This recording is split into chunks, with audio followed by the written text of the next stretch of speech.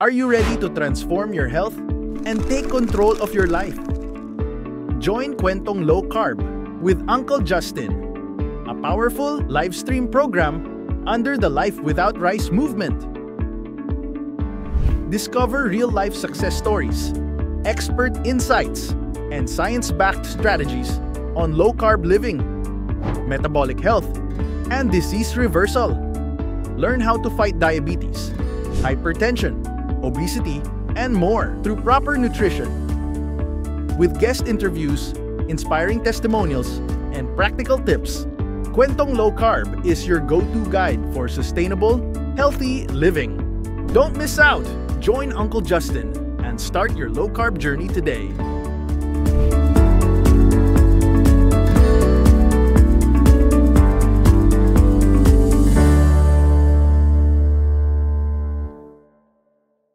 Pangunahing paksa ngayon ay nakatuon dito sa hindi bigas ang pagkain ng ating mga ninuno.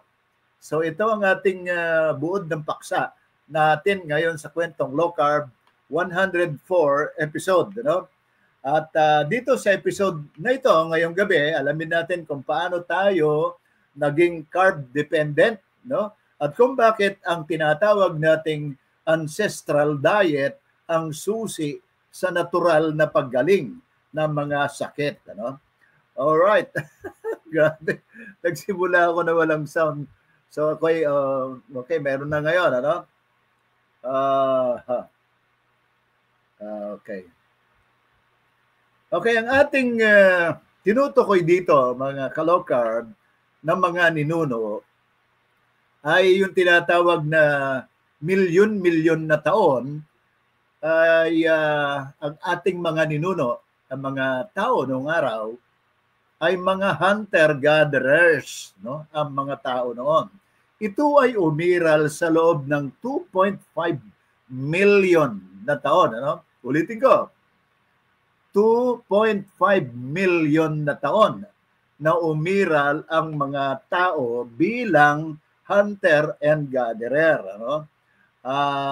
Para sa short description nito, sila ay karaniwang kumakain ng siyempre karne, kung ano yung kanilang mahuli na mga hayop, mga wild animals, yun ang kanilang kinakain. Ano? Ganon din, siyempre sila ay nakakahuli din ng isda at mga laman loob. Siyempre, pagka kinakain nila yung kanilang nahuhuli na mga hayop, ang unang-unang kinakain nila, mga low carb, ay yung laman loob. Yun ang pinaka-staple nila yon, ano? At kung may mga umaali-aligid na mga hayop, na mga wild animals, ang kanilang ibinibigay ay yung laman. Yung meat mismo ang ibinibigay at para sa tao yung laman loob. So ganon ang gawin ng ating mga ninuno, no? Ng ating mga ancestors. Sila siyempre ay kumukuha rin ng mga prutas at gulay kapag available. Yun ay mga seasonal ito, mga prutas na ito. No? At siyempre sa period na yon, yung nakalipas na 2.5 million years, ay walang bigas, walang trigo, at siyempre walang tinapay, walang soft drinks, at walang sugar na mga pagkain, at wala ring snack of course. No?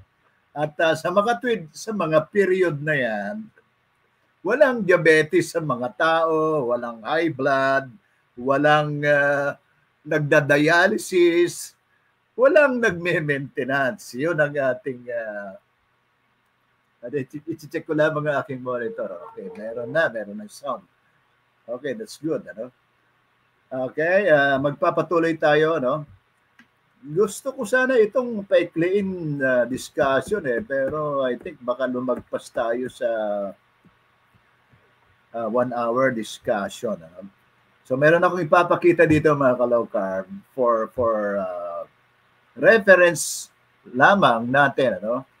Itong 2.5 million years na dinidescribe natin ng mga ancestors natin, ang tawag dito sa ating history, sa ating record, ay Paleolithic era. No?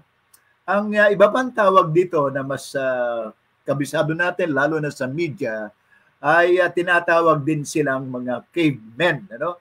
Ito yung mga cavemen. Sapagkat ang mga cavemen noong araw ay sa iba't ibang mga panahon, kapag masama ang panahon, halimbawa sa Africa or somewhere sa Europa, ay malakas ang buhos ng snow, halimbawa, ay doon sila na nagkukubli. Ginagamit nila itong mga kuweba na ito at doon naninirahan pansamantala lamang. Actually, pansamantala. Hindi talaga sila doon naninirahan. Ano? May nature kasi na nomadic sila, no? Nomadic, paiba-iba ang mga lugar na pinupuntahan at ganoon ang nature ng kanilang buhay, no? Okay. I-describe natin itong tinatawag natin na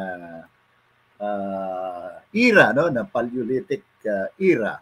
Isa itong makasaysayan at prehistorikong panahon na kumakatawan sa pinakamaaga at pinakamahabang yugto ng kasaysayan ng tao. The longest stage ito sa history ng human sa buong kasaysayan nito.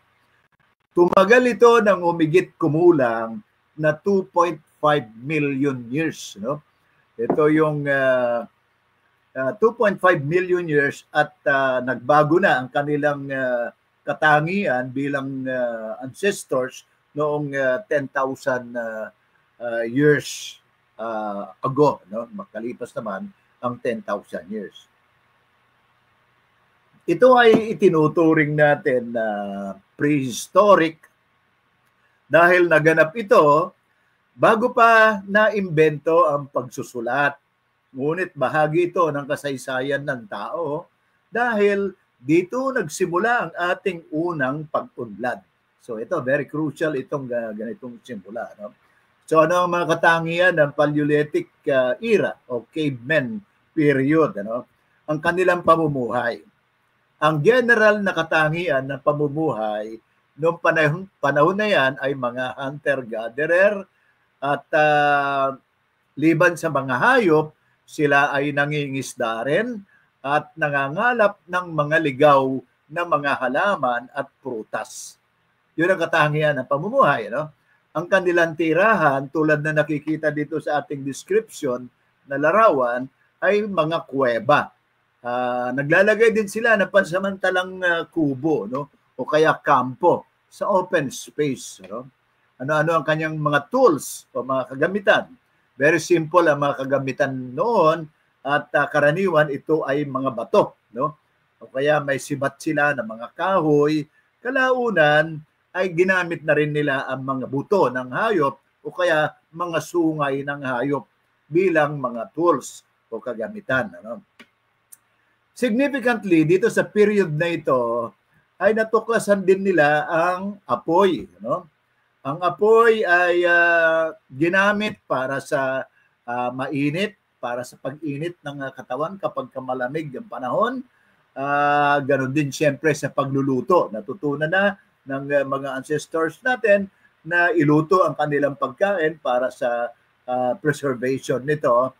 At liban doon, ang apoy ay naging simboliko na bilang proteksyon. Ano? Kasi kapag may apoy ka, hindi nakakalapit itong mga predators, kung tawagin, itong mga wild animals na antagonistic sa ganitong sa mga tao, no? Mga period na yon. Ano? So naging tool din nila yung apoy para sa kanilang proteksyon. Ano? Ang katangian ng lipunan noon ay siyempre may mga maliliit na pangkat na, kung tawagin. Sapagkat nomadic sila, ay ang bawat grupo o pangkat kapag naglilipat-lipat ng iba't ibang lugar, ay yung sense of community ay nagtutulungan sila para mabuhay. You know? So doon yung parang primitive communal stage, yun yung lipunan na simula ng ating lipunan, yung kanilang early society. No? Ang kanilang sining at kultura naman ay nagpipinta sila, no? Mapapansin nyo doon sa ating mga libro sa kasaysayan ay mga nakapinta, may pagpipinta sa kuweba, no? May mga nakaukit na figurin o kaya mga lahat ng bagay na nakikita nila sa paligid, sa kanilang environment, yun ang kanilang naiuukit, ano? So ito yung bahagi ng maagang communication at ritual sa mga period na yan. So ulitin ko, ito yung period naman kaugnay sa kanilang pagkain, yung kanilang nutrition or diet. Ano? Pangunahin ay karne at taba ng hayop ang kanilang kinakain. May kasamang paminsan-minsan ay mga ligaw na halaman, ligaw na prutas, at mga mani o kaya mga tubers o kaya mga ugat. Ano? Sa period na ito, mga ka-low-carb, ililinaw ko lamang na hindi pa umiiral ang agrikultura. No? Dito sa 2.5 million years. Walang pagsasaka at nasabi ko nga na sila ay mga nomads, gumagala para maghanap ng mga pagkain. Okay. Alright, pwede kayo maganda na ng mga comments, mga ka-low-carb. Dito sa period na ito, parang dinescribe lamang natin itong mahalagang yugto na ito sa buhay ng ating mga ancestors. No? At sabi ko nga, inililinaw ko na ang buong contextual framework ng ating talakayan ngayon ay walang bahid ito ng relihiyon o pananampalataya at hindi ito nakabatay sa mga libro o kaya Biblia. No? Ito ay isang historic and prehistoric na presentation batay sa ating record at mga libro na natutunan na sa history at kasaysayan at iba't ibang yugto ng mga tao sa mundo. No? Okay, so yun ay isang malinaw mga ka-low-carb sapagkat inililinaw ko ito mga ka-low-carb. Gusto kong i-reiterate ito sapagkat marami tayong napuna ko itong week na ito simula Monday hanggang ngayon, hanggang kaninang umaga, ngayong Sunday, ay maraming mga mga troll, no? Mga troll, mga fictitious Facebook account na hindi nagpapakilala, walang mukha, at ginagamit nila ang Biblia, salita ng Diyos, para mag-argumento doon sa ating sa mga points at ipinopost natin. Ano? So, hindi pa ako lumalahok sa kanila para sagutin. Ano? Liban sa isang tao na nasagot ko na tungkol sa kanyang paggamit ng Biblia di umano, parang ang paksa doon ay fat and protein lamang ang kailangan ng tao at hindi na ang macronutrients na kailangan ng tao para mabuhay. No? At walang kinalaman, maaaring mabuhay ang mga tao kahit na walang carbohydrates o kaya mga fiber. No? So ginamit niya yung naggamit siya ng salita ng Diyos, ng Biblia. So nasagot ko ng konti yun. Sabi ko ay kanyang main argument kasi ay ang lahat ng nilikha ng Diyos ay dapat kainin. Kaya nasabi ko, may mga tubers o kaya mga halaman na may poison, yun ba'y kakainin? Hindi dapat kainin yun dahil yun ay mga poison din. Di ba? May mga mushroom na poisonous yan, mga tubers or gabi na poisonous yan. Kung yan ay nilikha din ng Diyos, kakainin mo rin ba? So, sabi ko, that is weak argument at hindi yan ang punto na pinag-uusapan natin. So, ganon din ang ating talakayan ngayong gabi. Isang history, phases ng buhay ng mga tao na umiral, iniulit ko, no? Umiral ang buhay ng ating mga ancestors ng 2.5 years. Ganon ang pinakamahaba, no? Na panahon. Ano? At gusto kong i-reiterate ito mga ka-low-carb na itong 2.5 million years ang isang pinakamahabang yugto na sa history ng humans, no? The longest stage ito ng history ng humans, no? Itong mga cavemen na ito, no? Okay, at tingnan natin kung nakalikha ba tayo ng kontrobersya rito or mga katanungan ng mga log carvers natin. At hinihiling ko na ihandain yung mga katanungan at sharing kaugnay nito. No? Okay, napakahaba niyan mga ka-low-carb, itong 2.5 million years. No? At salat nga ito, wala itong wala pang agrikultura. Siyempre, ito yung period na kung nakatuklas na sila ng iba pang mga pagkain, kaya sabi nga natin ay fat and protein lamang ang focus ng kanilang mga pagkain sa period na yan. Later on, mainly ang mga nangangaso, ang mga hunter, ay mga kalalakihan. Kalaunan, ang mga kababaihan ay nakapokus na rin sila doon sa paghahanap ng mga prutas, gathering ng prutas at mga root crops, no, mga laman lupa, no. Ito ay ang katangian ng mga kababaihan ng period na yan ay gathering. Hunting yung mga kalalakihan, ang mga kababaihan ay gathering. No? Itong gathering, gusto kong ilinaw, nakakaiba siya doon sa pag-ani. No? Di ba? Sa agriculture kasi, ang cycle ng ating production doon ay pagtatanim at pag-ani. Dito sa period ng cavemen, ay wala silang aanihin sapagkat hindi naman nila tanim yung kanilang kinukuha. So gathering ang ating description dito. Kaya kung iba't ibang lugar ang kanilang pinupuntahan, may nakita sila, let's say, isang halimbawa lang ito, banana, no? Nakita nila may mga tanim na banana roon. Usually yun naman ay mga wild na mga puno o prutas ang nakukuha nila. So, ginagather nila yon. Hindi nila tanim yon, pero ginagather nila. So, nasusubukan nila, natutuklasan nila na yun ay kainin. No?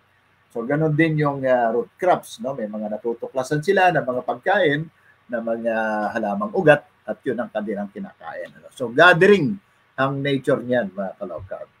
Okay. Diretso tayo sa period naman ng nung pumasok na ang agrikultura, no? Nung pumasok ng agrikultura, ito yung tinatawag ko na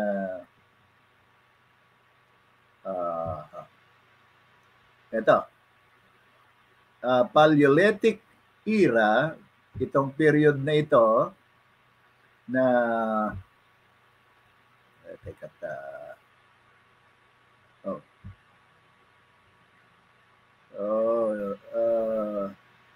ito, no? Ang sumunod dito, sa nakalipas na 10,000 years naman, ay Neolithic era, no? Neolithic age, no? Itong Neolithic age na ito, ang karaniwang description din natin sa mga libro ay Stone Age, no?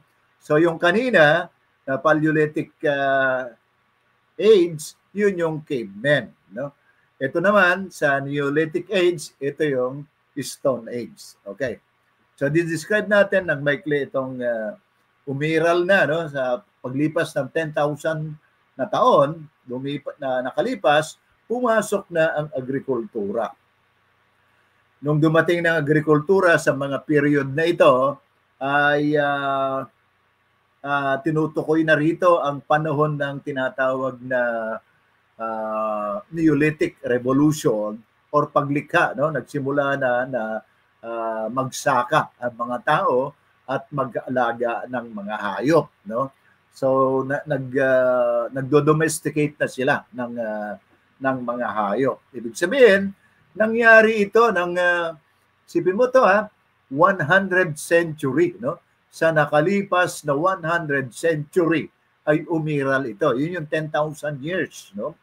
Nagsimula silang magtanim ng bigas, magtanim ng trigo, ng mais, at iba pang mga halaman, ano? At patuloy na dumadami ang tao. Dumami ang tao, subalit kumbaga yung kalidad ng kalusugan ay nakakaramdam na rin ng pagbaba, no?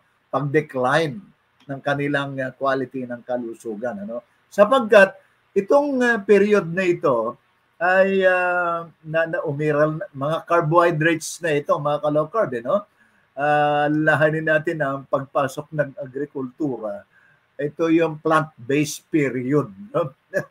Ang plant-based period na ito, umiral na ang mga tooth decay at cavities sa mga tao sa period na ito, na wala sa period ng hunter and gathering period, ano? Tumaas na rin dito ang nutrient deficiencies at may mga inflammatory diseases na dito sa period na ito nung umiral na ang agrikultura.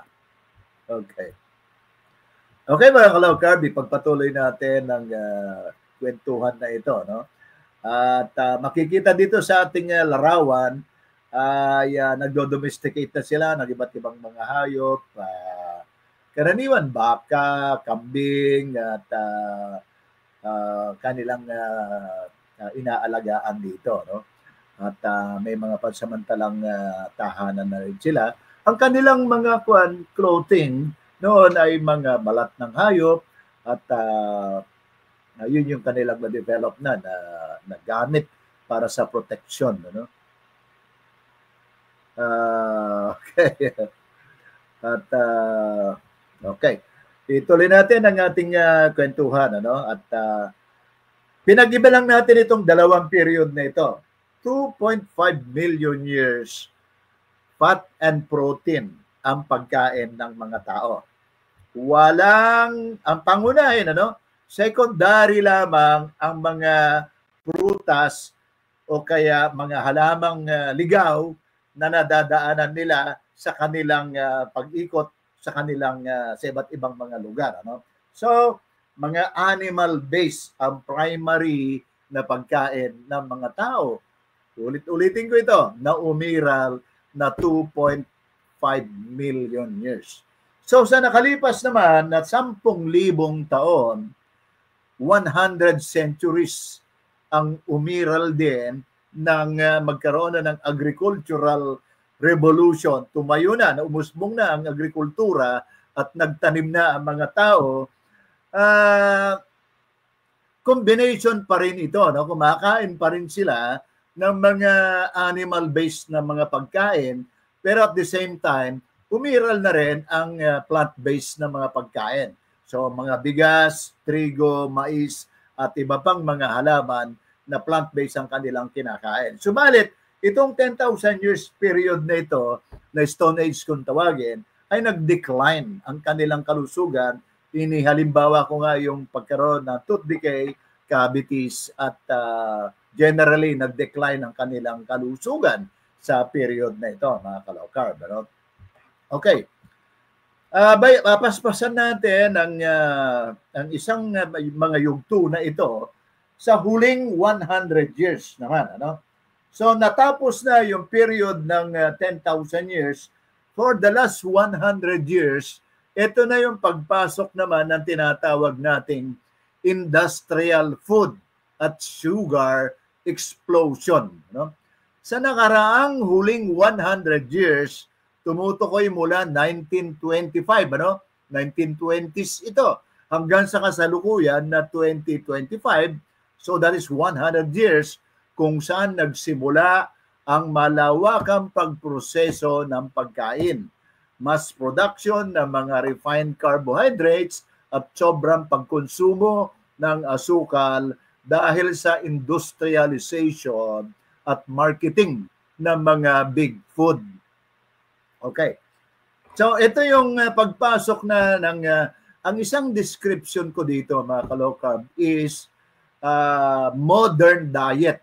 Nalikha na sa nakalipas na 100 years yung tinatawag na modern diet. Ito yung ating ang lipunan sa period na ito ay naimbento na yung pag-mass produce, no? Industrial production ng mga pagkain, ano? At excuse me, yung malakas na papel, ano, yung nangingibabaw na papel ng sugar industry ay lumaganap sa period na ito.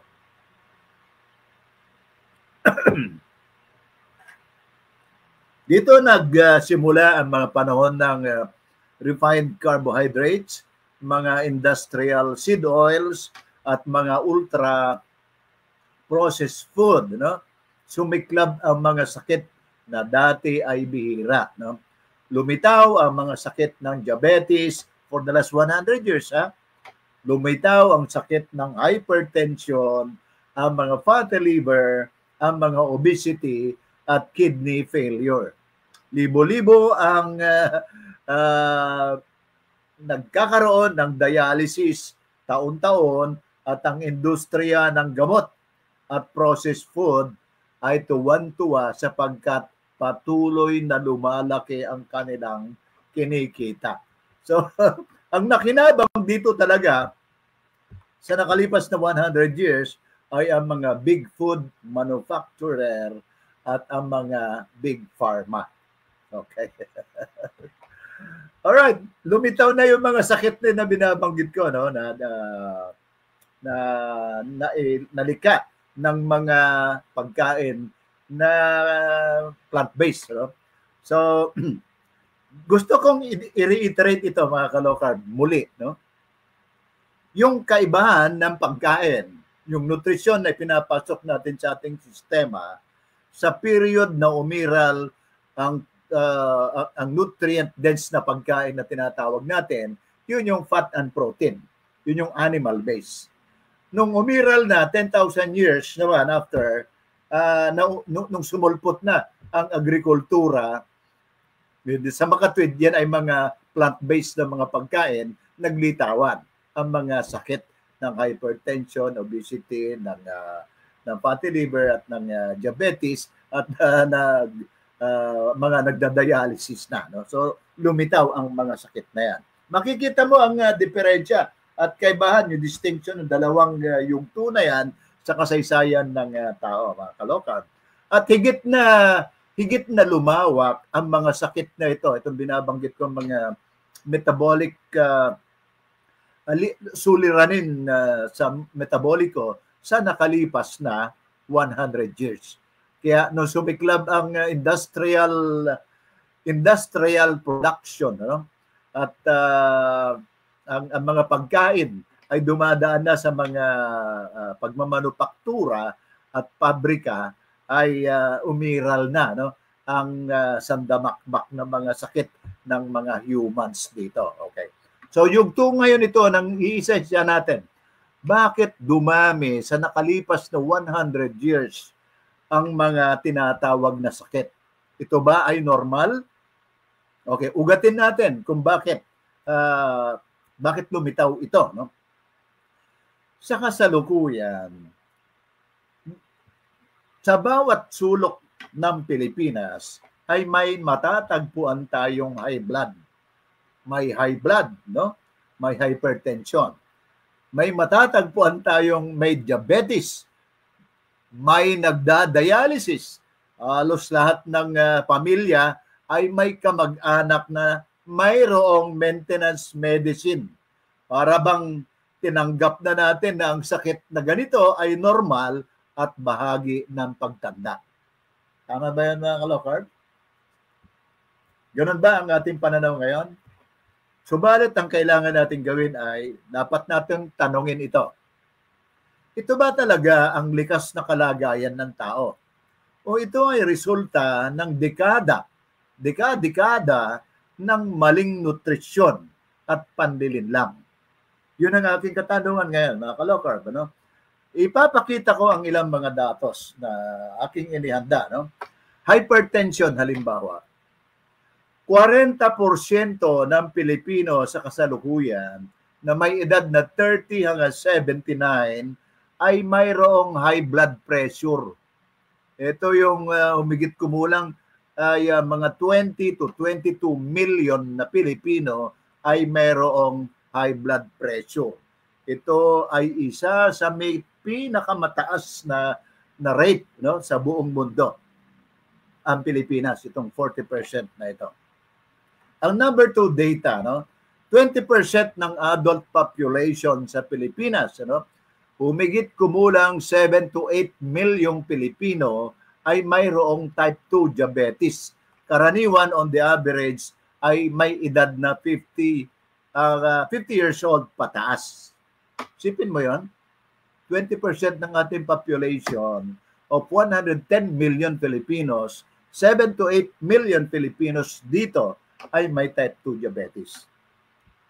Ang pangatlo ay ang tinatawag na metabolic syndrome. 52% ng matatanda, yung senior, 60 years old pataas, no, ay may combination ng hypertension, high blood sugar, obesity. Ito ay halos 6 million na mga seniors, no? Ito ay 50%, 52% ng mga seniors ang mayroong tinatawag na metabolic syndrome. Ang pangapat ay ang mga obese, ang obesity. 36.6% ng population na mayroong bilang na 25 to 27 million na Pilipino ang overweight o kaya obese. Ito ay na-record noong 2019.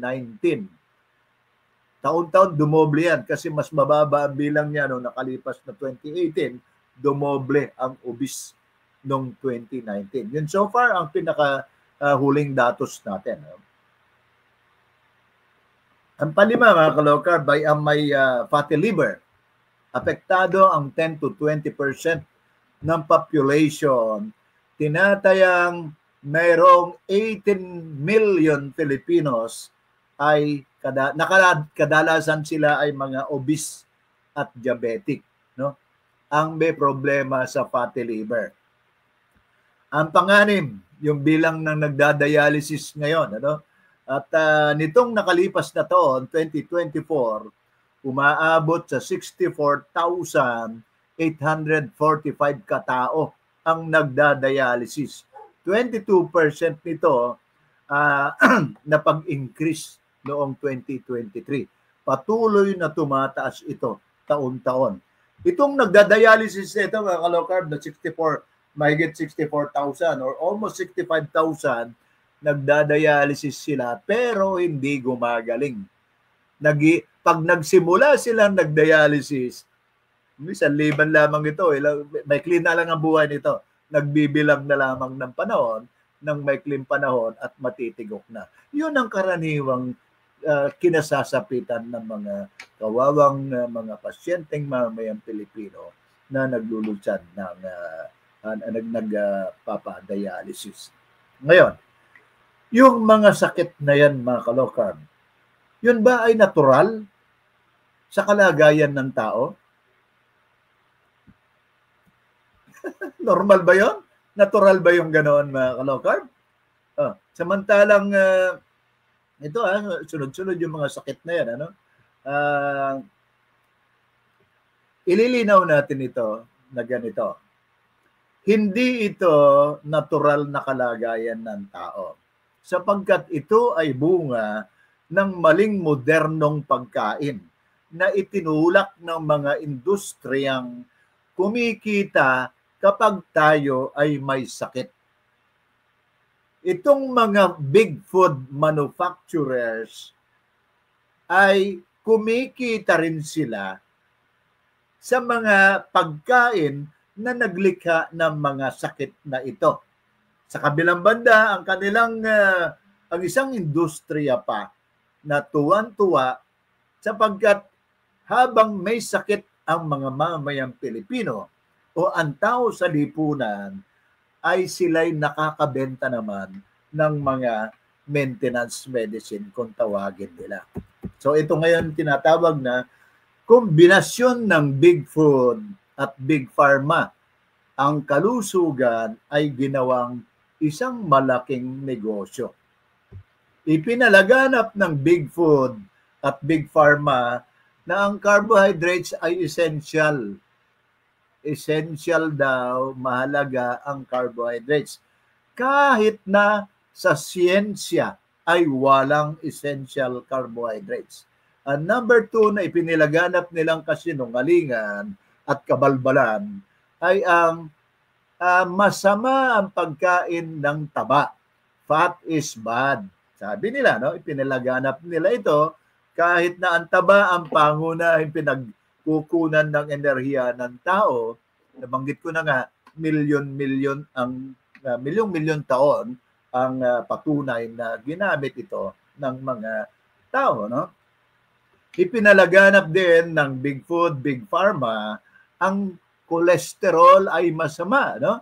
Kahit ang atay natin kasi ay gumagawa ng cholesterol para mabuhay tayo. So pasinungalingan, isang kabalbalan, itong ipinalaganap nila na carbs are essential, fat is bad, cholesterol kills. So ito yung ginawang multo sa mga mamamayan sa lipunan at ang resulta nito, isang lipunang nagugutom sa tunay na nutrisyon, ngunit puno ng sakit at maintenance medicine ang mga ito. Okay. So, yon mga ka-low-carb ang gusto nating ilinaw dito sa mga yugto na ito ng ating episode na walang mga sakit, hindi umiiral sa nakalipas na 2.5 million years itong mga sakit na ito. Kundi unti-unting sumulpot lamang ito 10,000 years ago nung sumulpot na ang agrikultura. At kapag sinabi kong pagsulpot ng agrikultura, noong i-develop na ang pagtatanim, no? At pag-harvest, no? Yung kaninang binabanggit ko sa 2.5 million years, hunting and gathering, dito ay planting and harvesting, no? So nag-harvest na sila, hindi gathering kundi harvesting na ng itinanim ng mga humans dito, no? Pero sa mas maikling panahon, sa 100 years, 1925 hanggang sa kasalukuyan 2025 na taon, sa 100 years lumitaw na, nag-explode ang iba't ibang mga metabolic disorder na ito at naimbento na ang iba't ibang mga industrial food. Hindi ko na isa-isa nito mga industrial food. Lahat ng mga pagkain na dumaan sa pabrika, ito yung industrial food na mass production ang kanilang ginawa. At naimbento dito yung highly processed food, mga seed oil, mga vegetable oil, at lahat ng mga refined carbohydrates at mga drinks. At sa bawat pagkain na mayroong matatamis or sugar, dito na lumitaw ang lahat ng klase ng metabolic disorder sa nakalipas na 100 years. Hindi umiral yan ng 2.5 years, hindi pa malaganap nung nakaraan 10,000 years, pero umiral ang sandamakmak ng mga sakit na ito na ikinukwento ko kanina ng mga datos sa nakalipas na 100 years. Simula 1925 hanggang sa kasalukuyan. Okay, ang ating oras ay 7:45, so may 15 minutes pa tayo, no? So ano ang dapat nating gawin, mga ka-low-carb? Ang nararapat nating gawin ay bumalik tayo sa tunay na pagkain, no? Eat real food, no? Hindi solusyon ang mas maraming gamot. May sakit ka at binibili mo ang kanilang mga prescription, hindi gamot ang solusyon. Hindi solusyon ang mga bagong diet product o ganoon din ang tinatawag na miracle supplement, ano? Mentras nung dumami ang mga pagkain na plant-based na ito, na sugar-laden na mga pagkain, dumami ang mga sakit ng mga tao. Hypertension, high blood, diabetic, fatty liver, gout, uric, at iba pa, no? PCOS, GERD, at iba pang mga problema sa kalusugan ng mga tao. Nag-decline, ano? Tremendously at talagang bumaba ang health condition ng mga tao. Ito namang mga food manufacturers at mga big pharma, nagpatuloy sila sa kanilang mga propaganda, no? At nag-imbento sila ng mga diet food, mataba ka na, overweight ka na, so nag-imbento sila ng mga diet product, no? O kaya mga pills na slimming pills di umano, o kaya dito sa period na ito, sa last 100 years, especially during 90s, no? 19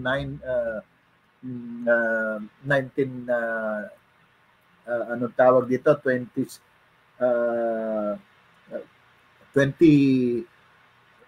1900s, ano? 1920s, period, 2025, ano? So, sa nakalipas na hanggang 50 years, sabihin natin 50 years, nung maimbento naman ng mga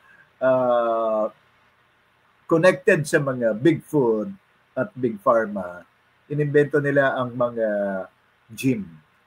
Inimbento nila ang tinatawag na another business venture at ang tawag nila dito ay fitness industry. No?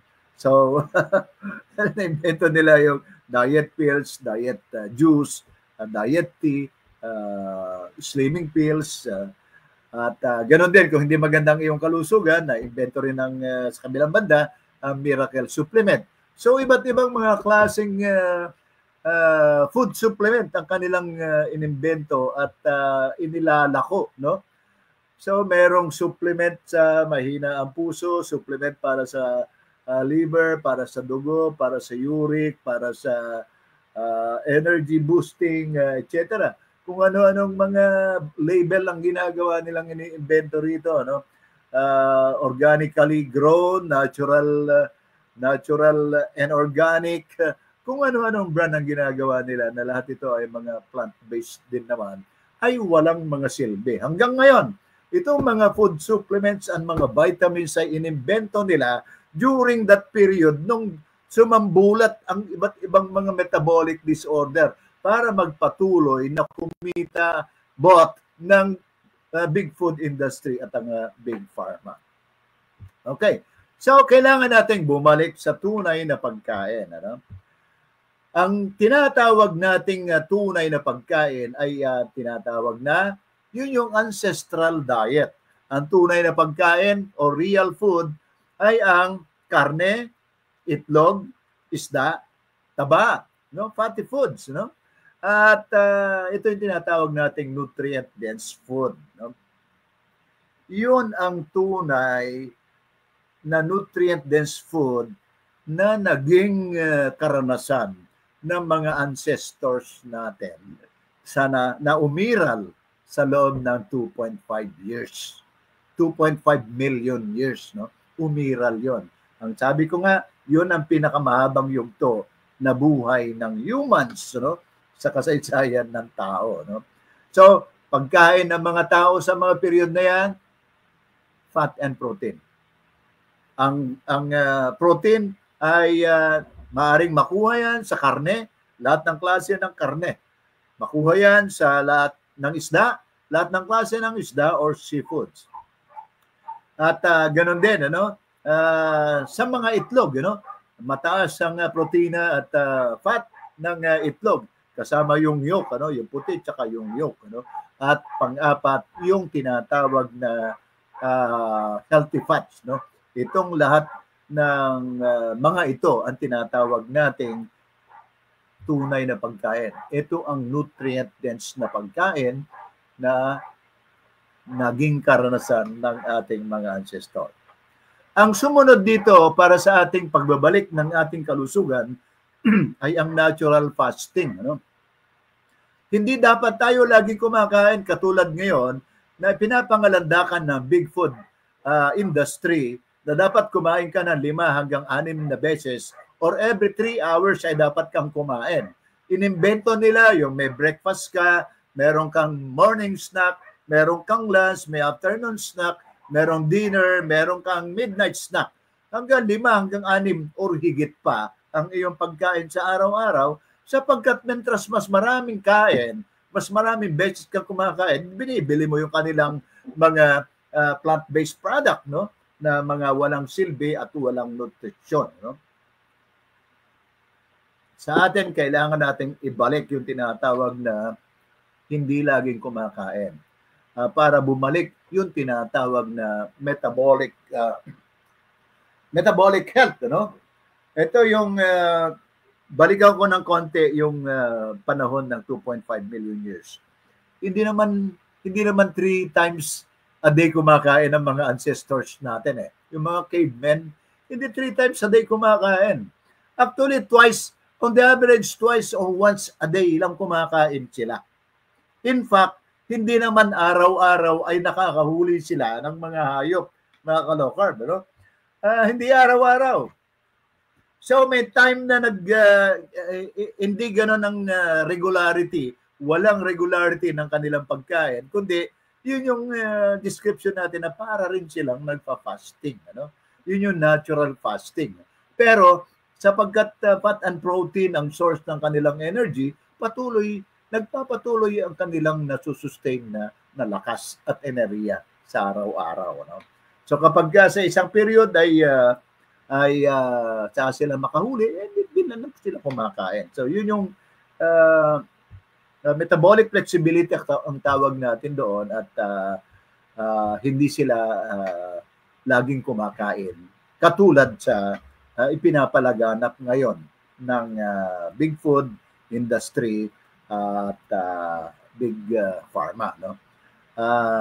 Ang dapat natin gawin, mga ka-low carb, ay ang mga pagkain natin ay hindi nakabatay sa proseso ng pabrika. Dapat malayo sa marketing ng big food. ito mga ka-low carb, huwag niyong ipagkamali na tayo ay galit doon sa mga produkto na yan. Pero nasa kalagayan tayo na tayo ay diabetic na. Tayo ay hypertension, mataas na ang ating blood pressure, blood sugar level. Tayo ay may problema na sa fat sa ating liver, no? Fatty liver. Nag-spike ang ating insulin lagi tuwing kakain tayo ng mga carbohydrates nito. Lahat ng klase ng carbohydrates nito ay walang tigil na patas ang ating insulin, at lahat habang mataas ang ating insulin, diyan naman ang nagiging resulta ng pagsulpot ng maraming sakit na natin. Okay. So, ang pagtaas ng insulin, bago tayo magtapos mga ka-low carb, ang ugat niyan ay mga produkto na ginawa sa pabrika ng mga food industry ay mga plant-based. Ang lahat ng mga produkto na ngayon, mabibili mo, mga tinapay, mga cookies, mga sweets, mga cake, at iba pa na mga pastries ay mga plant-based lahat yan. Walang plant-based na umiral, hindi siya pangunahing pagkain ng mga ancestors natin at malulusog sila. So yun yung gusto kong balikan. Yun yung gusto nating ibalik na katangian ng ating pagkain. So ang ating panawagan mga ka-low carb bago tayo magwakas ay hindi yan natural, kundi yan ay nilikha ng big food industry at big pharma. No? So panahon na para gumising tayo at mamulat tayo na hindi bigas ang ipinamana ng ating mga ninuno.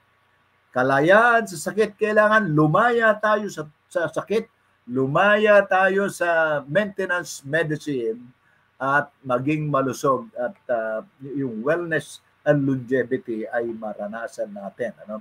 Ang modernong pagkain ang nagdala ng modernong sakit. Ang tinatawag natin na modern diet equals modern na sakit, no? Kaya wala tayong ibang pwedeng gawin. Ano?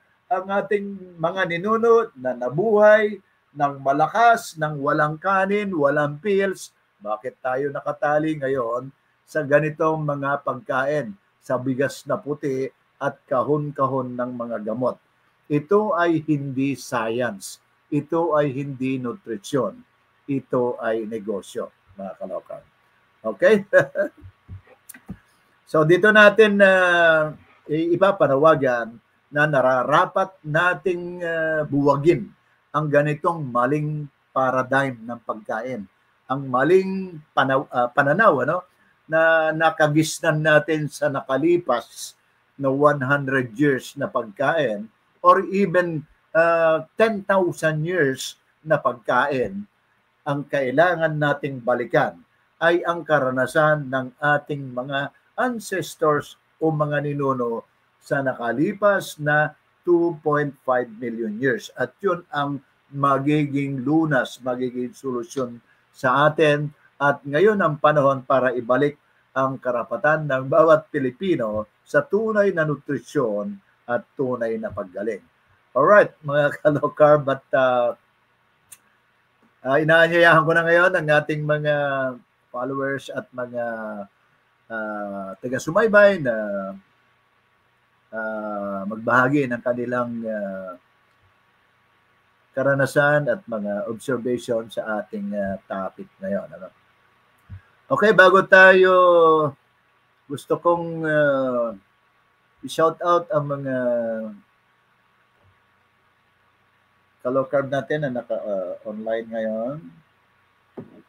Check ko lang mga dito.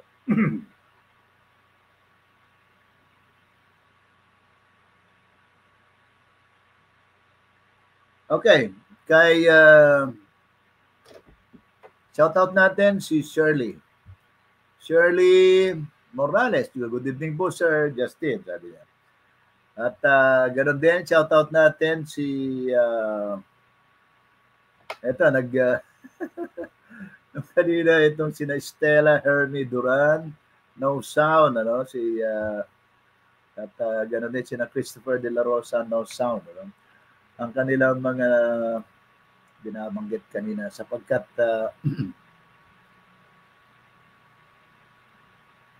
okay, ang iba pa rito ay tingnan natin, meron pinupoint dito si Bentot Uagargas, Uagargas, not all the time, sir. Japanese eat rice but they live longer. Hindi naman yan ang punto na binabanggit natin dito, Bentot, no? Ang binabanggit natin punto rito, idinidiin natin na ang ating mga ancestors sa hindi kumain ng bigas sa nakalipas na 2.5 million years. At sila ay malusog. Ang kanilang pangunahing pagkain ay mga animal-based. Ang mga tao, ang kasaysayan ng mga tao, not necessarily even the Japanese na minimension mo, sa nakalipas na 10,000 years, ay kumain na sila ng rice, ng carbs, dahil nalikha na ang agrikultura. No? Subalit, in combination sa period na yan, hindi pa rin kumakain pa rin sila ng mga animal-based, at the same time kumakain din sila ng plant-based. Pero mobile sila, maliksi sila ay malulusog at hindi metabolically unhealthy ang mga buhay ng mga tao na yon. Nagde-decline ang kanilang kalusugan, pero sumabog ang ganitong paglala ng kalusugan ng mga tao hindi sa 2.5 million years, hindi sa 10,000 years, kundi lumala ang metabolic disorder sa nakalipas na 100 years. Nagsimula yan noong 1920s, 1925 hanggang sa kasalukuyan. Yun yung last 100 years. Sapagkat dyan sumulpot yung tinatawag na modern diet.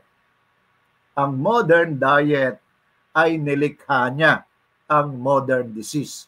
Kaya naman, itong modern disease na tinatawag natin na hypertension, diabetes, fatty liver at iba pa ay nalikha, sumulpot, sumabog, lumaganap lamang sa nakaraang 100 years. Malinaw yon mga ka-low-carb, yun yung gusto nating i-reiterate. At ganoon din, i-shout out natin si Lori Seblante Benyaga. No? Good evening po, sabi niya. Magandang gabi rin sa iyo, Lori. At ganoon din si Edward Hines Rabana. Good evening, sir, sabi niya. Okay, magandang gabi rin sa iyo, Edward. At dito natin tatapusin ang ating kwentuhan ngayong gabi, mga ka-low carb, na hindi bigas ang pagkain ng ating mga ninuno. So, yun yung gusto nating ilinaw. No? So, maglalabas ako mamaya or bukas ng isang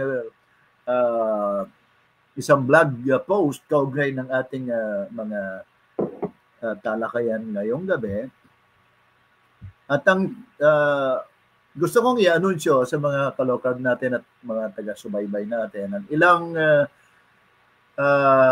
pagbabago sa ating broadcast. No? Sa nakalipas na mga last 2 months, no? Ang kwentong low carb ay inilulunsad natin ang 2 beses sa isang linggo. No? Ito ay tuwing Merkules at Linggo, no? Ng alas 7 ng gabi. No? Simula ngayon, ay ilulunsad natin ang kwentong low carb ng 1 beses na lamang sa isang linggo. At ito ay tuwing linggo, no? Ng alas 7 ng gabi. No? In between yan, maaaring may mga short broadcast tayo ng kwentong low carb, pero mga special edition yan, pero hindi na siya live. So recorded yon. No? Ang ating gagawin lamang na live broadcast ay tuwing linggo ng alas 7 ng gabi. Ganon din, from time to time, tayo ay nag-iimbita ng mga low carb practitioners na mayroon hindi bababa sa 1 taon na karanasan ng kanilang practice ng pag-low carb, ay iniimbitahan nating ma-feature ang kanilang karanasan or low carb journey na ma-share live sa ating mga miyembro ng Life Without Rice movement at sa ating mga followers, no? Para magsilbing bahagi sila ng natawag nating inspirasyon para sa iba pang nagnanais na gumaling ang kanilang mga sakit at lumaya sa dependence nila sa kanilang daily maintenance. No? At ang panghuling anunsyo na babanggitin ko, mga ka-low carb, ay gagawin nating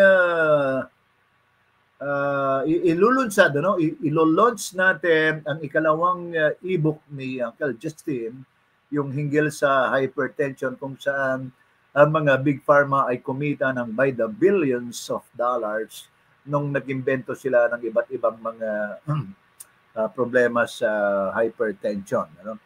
At ganun din, nabanggit natin ang mga racket at scam ng mga big pharma na itinuring nilang isang diagnosis, ang pre-diabetic, at kung gano'n ay para makabenta sila ng iba't ibang mga gamot katulad ng metformin, kung saan hindi naman kailangang uminom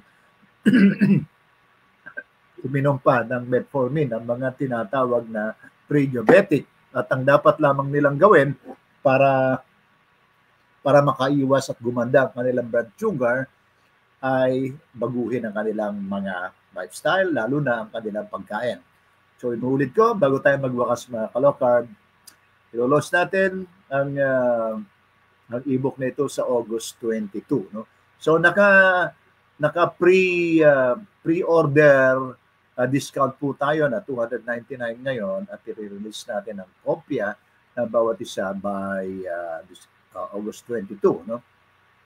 Sa regular price nito na after August 22 ay sa price na 499 pesos.